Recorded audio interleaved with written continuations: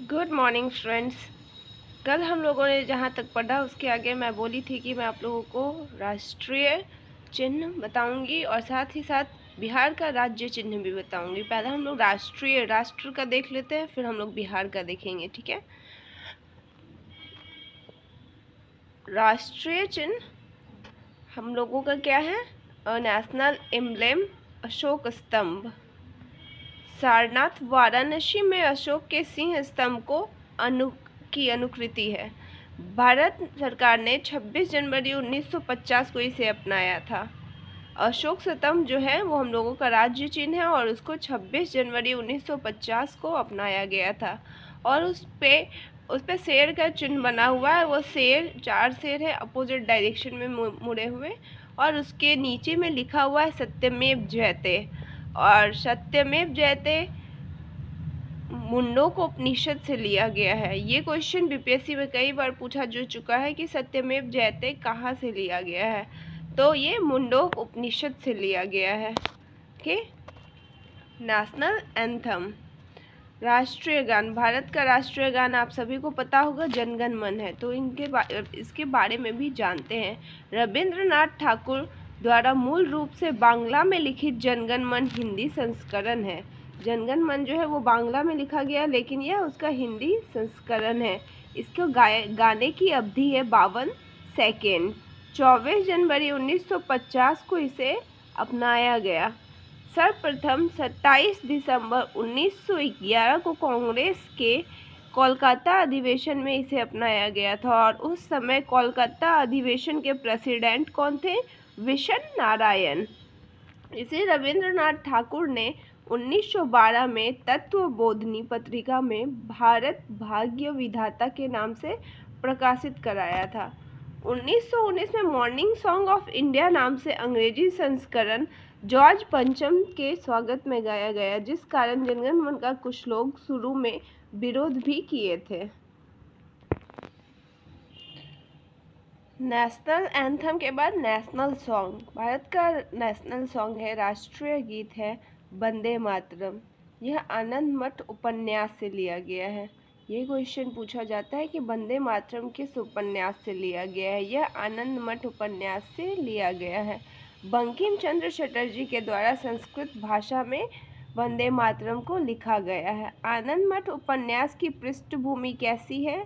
इस उपन्यास में किस चीज़ का वर्णन है? सन्यासी विद्रोह पर यह लिखा गया है। सन्यासी विद्रोह का वर्णन है आनंद मठ में। ये भी क्वेश्चन बीपीएससी में पूछा जा चुका है। 24 जनवरी 1950 को अपनाया गया संविधान सभा के द्वारा।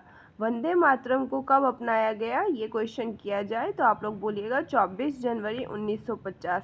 सर्वप्रथम 1896 में कांग्रेस के कोलकाता अधिवेशन में रविंद्रनाथ ठाकुर के द्वारा अपनाया गया था, और कांग्रेस के कोलकाता अधिवेशन के प्रेसिडेंट उस समय कौन थे? रहीमतुल्ला शयानी। पहली महिला सरला देवी चौधरानी 1905 बनारस अधिवेशन में इसे गाई थी। लेडीज़ में अगर पूछा जाए तो सरला देवी चौधरानी 1905 ईस्वी बनारस के अधिवेशन में गाई थी। ठीक है। और वंदे मातरम को गाने की अवधि है 65 सेकेंड, और कहीं कहीं पे इसे 1 मिनट 5 सेकेंड भी ऑप्शन दिया रहता है, तो आप लोग कंफ्यूज नहीं होंगे। दोनों में से जो भी होगा आप लोग कर लेंगे। National calendar. ग्रिगोरियन कैलेंडर के साथ साथ शक संवत 78 एडी पर आधारित कैलेंडर को अपनाया। 22 मार्च 1957 को इसे अपनाया गया। शक संवत क्या है? हमारा राष्ट्रीय पंचांग है, और कनिष्क ने शुरू किया था। कनिष्क किस वंश के थे? कुषाण वंश के। और एक देखो विक्रम संवत होता है वो 57 बीसी। अब आप लोग एडी और बीसी में कंफ्यूज मत होना। ये देखो मैंने बता डाला है। नीचे जो सर्कल देख रहे हो आप, यानी ईसा मसीह का जन्म, उसको ईसा मसीह का जन्म से मैंने डिनोट किया है। ईसा मसीह के जन्म से पहले के समय को बिफोर क्राइस्ट और बाद के समय को एनो डोमिनी कहते हैं। ठीक है। तो इससे पहले ईसा मसीह के जन्म से पहले जो भी घटनाएं हुई हैं उसे बिफोर क्राइस्ट, और ईसा मसीह के बाद जन्म के बाद जो भी घटनाएं हुई हैं उसे एनो डोमिनी कहा गया है। ठीक है। यहाँ तक किसी को आई होप कोई प्रॉब्लम नहीं होगी। आगे चलते हैं। National animal. भारत का राष्ट्रीय पशु क्या है? बाघ। ये सब मैं भारत का बता रही हूँ, इसके बाद आप लोगों को बिहार का बताऊंगी। ठीक है। बाघ का साइंटिफिक नेम क्या है? Panthera Tigris. 1 अप्रैल 1973 में टाइगर प्रोजेक्ट की शुरुआत हुई और ये जिम कॉर्बेट पार्क से हुई। जिम कॉर्बेट पार्क का पहले का नाम हेली पार्क था, ओके, और अभी वर्तमान का नाम रामगंगा राष्ट्रीय पार्क है। और ये टाइगर प्रोजेक्ट की शुरुआत किस पीएम के समय में हुई? तो आप लोग बोलिएगा इंदिरा गांधी के समय में। नेशनल बर्ड, राष्ट्रीय पक्षी, मोर, मयूर या पावो क्रिस्टेटस, कुछ भी हो, आपको कंफ्यूज नहीं होना है। पावो क्रिस्टेटस साइंटिफिक नेम है और बहुत बार रियल नेम पीकॉक या मोर ना देके पावो क्रिस्टेटस डाल देता है, तो आप लोग कंफ्यूज मत होना। 26 जनवरी 1963 को इसे राष्ट्रीय पक्षी का दर्जा दिया गया। राष्ट्रीय पक्षी मोर को कब अपनाया गया राष्ट्रीय पक्षी के रूप में? 26 जनवरी 1963।